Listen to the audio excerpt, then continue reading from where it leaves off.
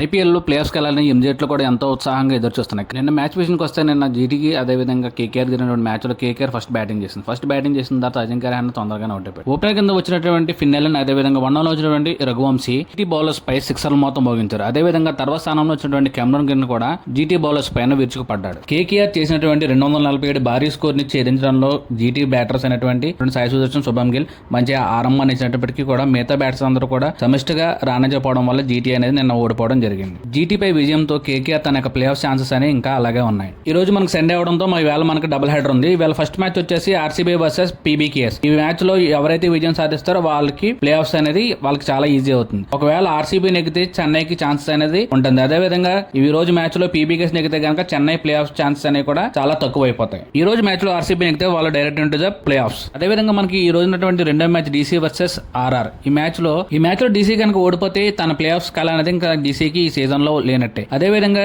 ఇప్పటికే 11 మ్యాచ్లు ఆడినటువంటి ఆర్ఆర్ మిగతా తనకున్నటువంటి 3 మ్యాచ్లు ఆడి కంపల్సరీగా ప్రతి మ్యాచ్ నెగితే 18 పాయింట్లతో ప్లే ఆఫ్స్ లో తను ఉంటుంది. ఈ సీజన్ లో ప్లే ఆఫ్స్ కి వెళ్ళే టీమ్స్ ఏడో కామెంట్స్ రూపంలో తెలియజేయండి.